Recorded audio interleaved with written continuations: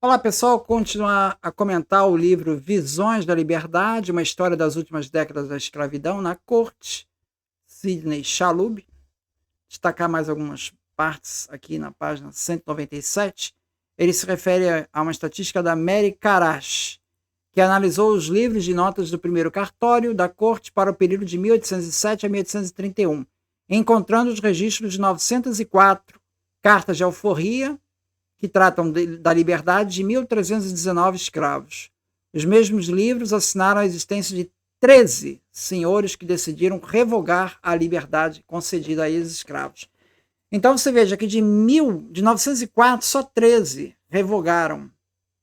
Então, esse é mais um indicador que mostra que, à medida que a gente vai caminhando aí no tempo, essa taxa de revogação vai ficando cada vez mais reduzida. Ou seja, o direito dos senhores de escravos vai cada vez mais reduzindo à medida que vai se aproximando o fim da escravidão. Então, essa questão de você ter um escravo, libertar ele, dar uma alforria, e depois retirar essa alforria do escravo, isso era uma coisa rara, tá? Em geral, os senhores justificavam essa atitude da mesma forma, apenas respondendo com a ingratidão e a desobediência dos negros. Tá? Porque o negro ele saía de uma situação que era escravo, não para uma situação totalmente livre, ele saía para uma situação em que ele ainda deveria trabalhar para o senhor, mas já não na condição de escravo. Agora, se ele não trabalhasse, não fizesse aquilo que estava combinado, essa ingratidão justificaria o senhor de engenho, o senhor, né, do escravo, a retirar a alforria e ele voltar a ser escravo. Mas isso era uma situação rara. Aqui, de 904, só 13. Tá? Mary Karash explica que os senhores quase sempre detinham o direito de revogar alforrias, fossem elas condicionais ou plenas, e conclui que esse fato obrigava o liberto a se manter respeitoso em relação ao antigo senhor. Outros pesquisadores também encontraram um número reduzido de escrituras desse tipo. Silva Larouno, em estudo minucioso sobre campos no período colonial, registrou 2 casos de libertos que tiveram suas alforrias revogadas. Entre os 133 só teve 2. Peter Eisenberg fez levantamento nos livros de notas de 2 cartórios de Campinas para o período de 1798 até o final da escravidão, encontrando 2.093 cartas.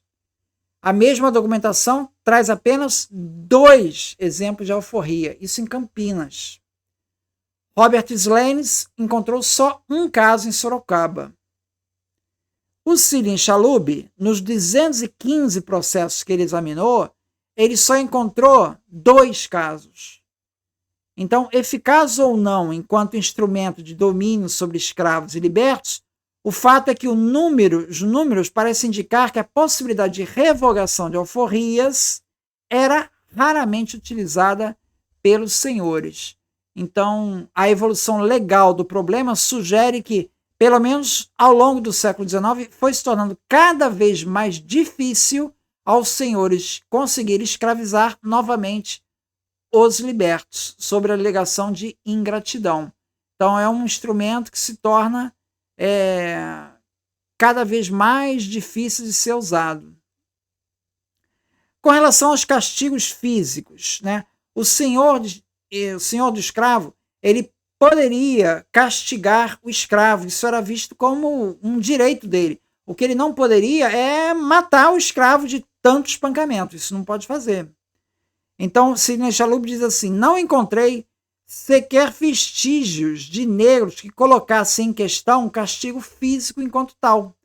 Parecia ponto pacífico que o chicote e a palmatória eram instrumentos legítimos para a correção dos escravos recalcitrantes.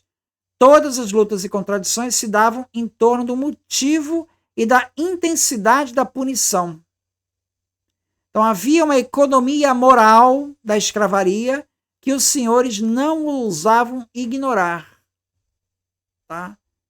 Então, a questão do castigo era rotineiro, não era questionado isso.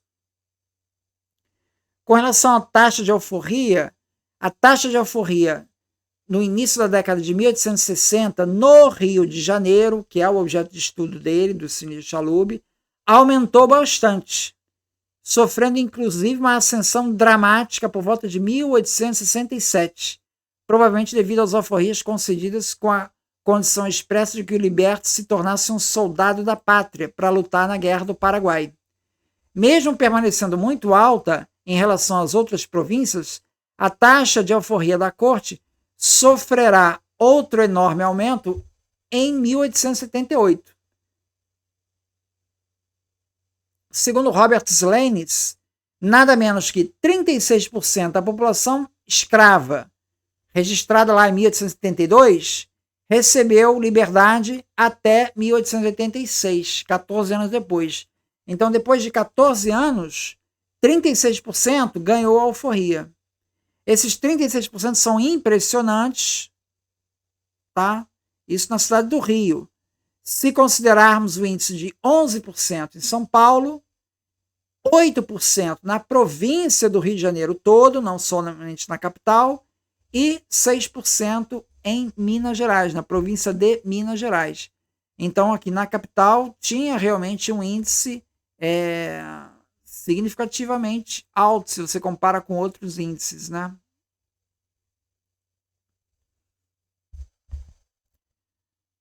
Nesse sentido, o Sidney Chalub aponta que a lei de 1871, a lei do ventre livre, ela foi um avanço. Foi um avanço por quê? Porque o pecúlio, que já existia, o pecúlio era a possibilidade do escravo juntar um dinheiro para comprar a alforria dele. Como é que ele juntava o dinheiro?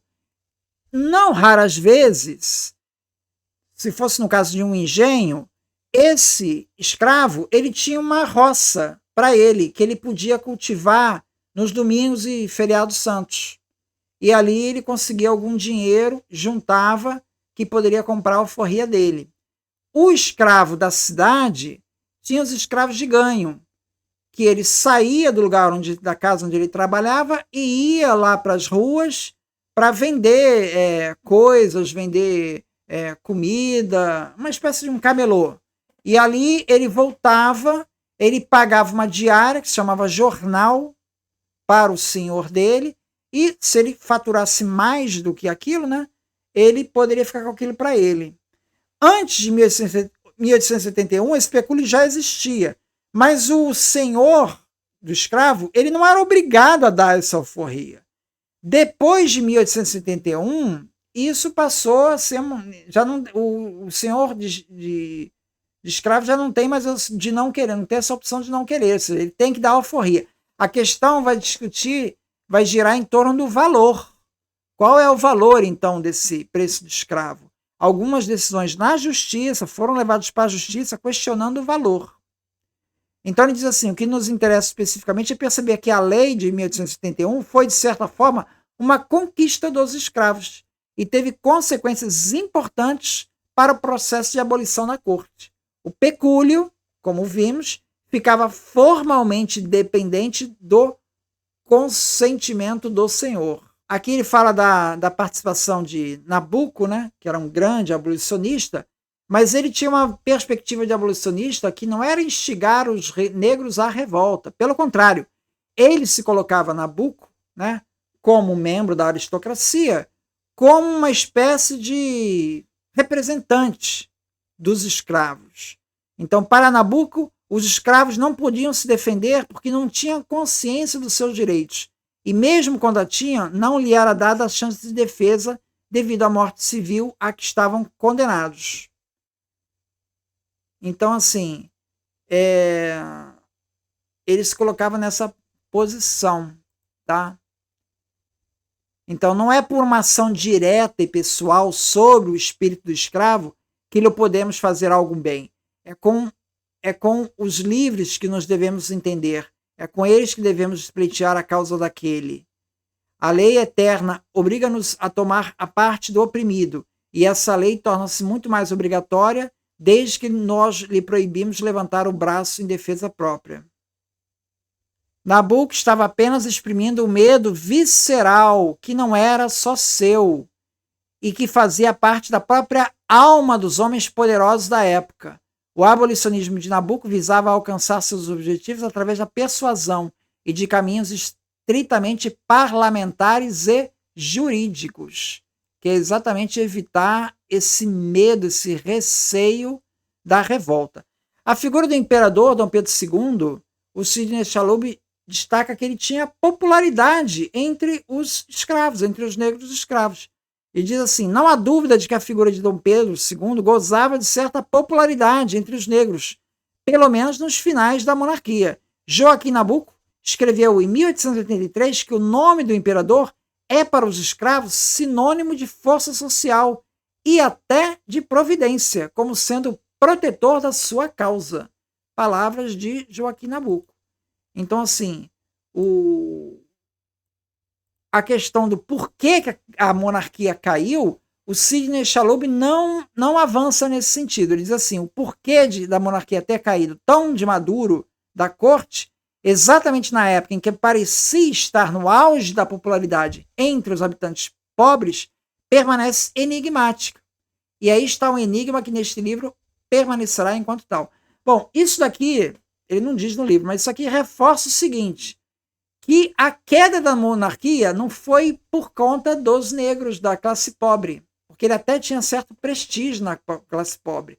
A queda veio de cima, foi um golpe, né? Ou seja, as elites ficaram insatisfeitas com a monarquia, né? Principalmente por ter feito a abolição sem pagar indenização. Então, esse dado dessa popularidade do imperador mostra, então, que essa ruptura ela veio de cima. Então é isso. Muito obrigado, então.